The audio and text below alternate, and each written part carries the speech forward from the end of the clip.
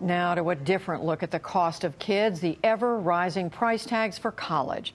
How do you assess the value of one's degree and of higher education overall as a graduate moves on in life?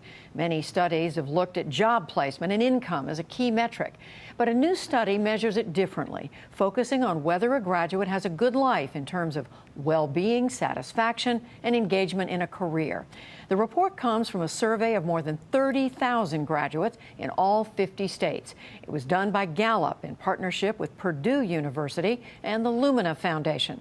Earlier this week, I spoke with the president of Purdue, also the former governor of Indiana, Mitch Daniels.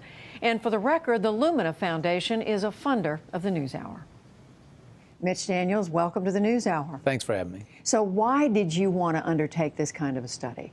It started as us at Purdue as one university feeling we should be accountable. We wanted to know with some rigor and authority how our grads were doing. And first, so that we could report that to potential future students. And secondly, so maybe we could learn things that would help us become better. Then I found that folks at Gallup with 20 or 30 years of research in this area were very interested in something broader, and that led us to today. So one of the most interesting findings here is that when you look at what's happened to graduates, and the survey was across the country, it didn't matter so much whether they went to a private college or a public college, or even how selective the school was in determining what kind of life they had afterwards. Tell us about that. Probably one of the most surprising, a lot of surprises in here, but maybe nothing surpasses that. No statistically significant difference, as you just said, between public and private, so-called elite and larger schools like ours. It turns out that what matters overwhelmingly is not where you went to school, but how you went and how the school approached the process of your education. And what did you mean by that? How did you measure how engaged folks were when they were? Well, again, Gallup has decades and tens of millions of interviews, and they by now have a very good method for determining well-being in all its domains. It's really important, Judy, to know that we were interested in how our graduates, all graduates were doing materially. Were they employed and were they earning a good living and all that? But also there's physical well-being and social and the sense of engagement with work and community. And that's really what we've always said college should produce, people who thrive in all those areas.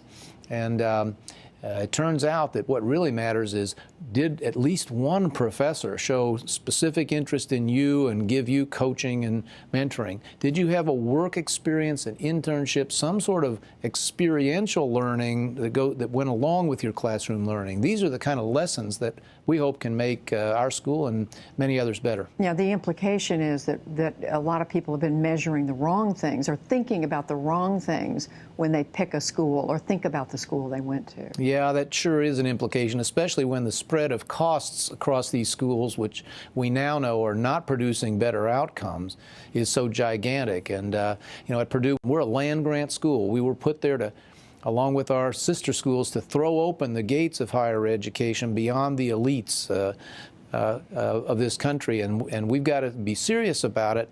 But now we know that if we can do that affordably for students, they can have just as good an education on the other end. Do you think the results, Mitch Daniels, of a survey like this will make other schools feel more comfortable about not having to keep raising costs and keep paying ever more for new buildings, faculty, and so on? I think that schools should have gotten the memo about that already. You're hearing it in perfectly legitimate criticism in public discourse.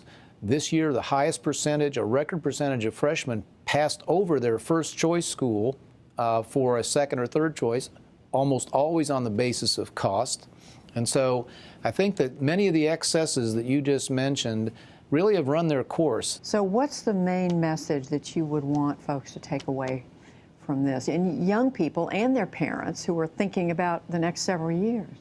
Go to school prepared to draw on the lessons here, to search out experiential opportunities as well as the traditional classroom, to go to a school with some reputation for the engagement of faculty closely in the teaching, and pay close attention to cost, because very likely you're not buying greater quality for the higher sticker price you're being charged. And one other thing, you mentioned the survey also found that those graduates who carry a lot of student debt when they leave, that can very much affect what they do.